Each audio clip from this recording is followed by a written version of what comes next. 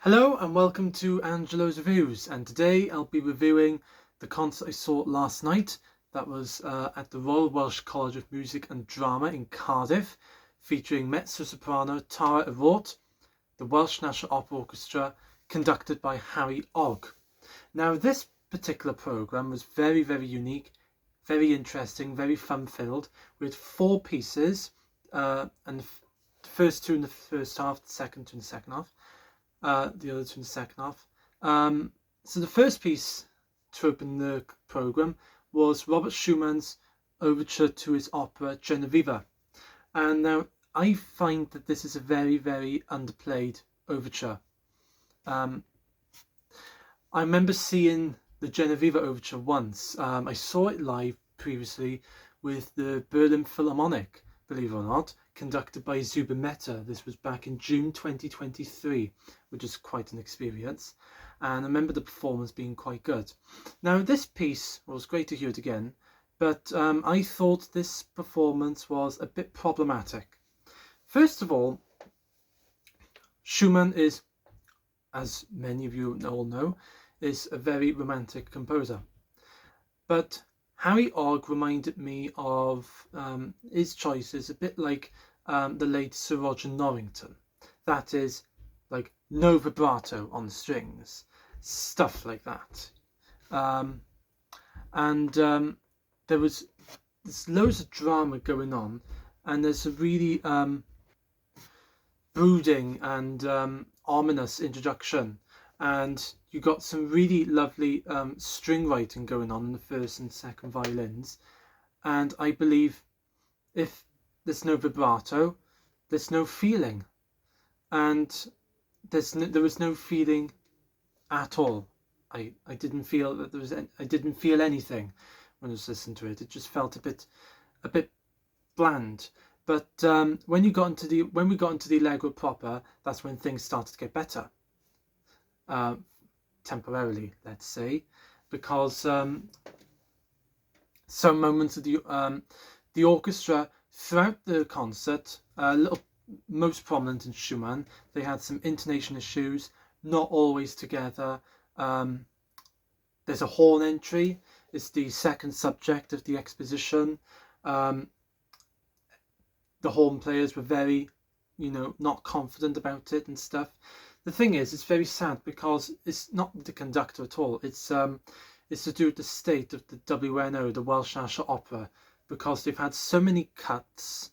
I've had a look on their website before. They've only got around about 20 musicians in the orchestra. Obviously, there were a lot more than 20 last night, but those other people are freelance musicians. They're freelance musicians, and the true WNO Orchestra has kind of left us, if you like, and I felt like this not just last night, but in all the other WNO concerts I've seen this season as well, haven't been at their best. So I kind of expected something like this. Another thing to point out, Harry Ogg, I've noticed, micromanages a lot of detail. He's a bit like Claudio Bardo in many ways. Like Claudio Bardo, I'm referring to Claudio Bardo towards the end of his life, because he was at his peak of micromanaging at that point, let's say. But anyway, he would add little odd crescendos, diminuendos and stuff in the Schumann, which is, not written in the music. Simply unnecessary. But towards the end of the overture, I thought the playing was quite good, very good. The brass playing was lovely, very triumphant ending. So and kudos to the timpanist, who is not in the orchestra. I think he is another freelance musician. He played very well. So that was the Schumann. Then we had something completely different, and that was Ralph Vaughan Williams's Songs of Travel. Now, the Songs of Travel was originally written for a baritone voice and piano, but Vaughan Williams and another one of his fellow contemporaries orchestrated the movements, orchestrated the song cycle. But the WNO decided to not have a baritone and instead use a mezzo-soprano, and that mezzo-soprano was indeed Tara Erraught. Now, Tara Erraught was really, really good in this. She's got a very beautiful voice. She really portrayed what was going on in the music. She really her singing was very characteristic. It showed her singing qualities presented. Really highlighted the character of what this piece, what these songs are all about, you know. So that was good. And the orchestral accompaniment, they all played very well, but I thought there was no sense of clarity at all. I think the orchestra overpowered Tara Erraught a lot. So I think they could have done better in rehearsals by achieving that clarity. So the voice and the orchestra are like parallel, equal volume.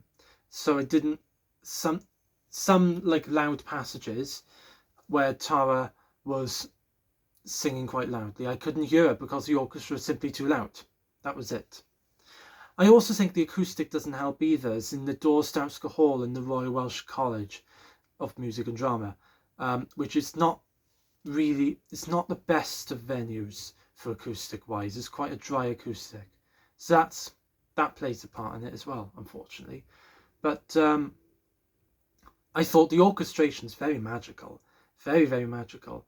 There's some like Elgarian traces here and thereabouts, not loads but some of them, but it's just purely Vaughan Williams. Really lovely use of some of the percussion.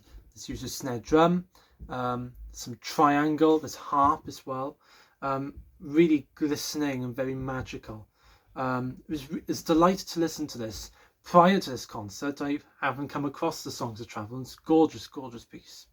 It needs to be performed more often.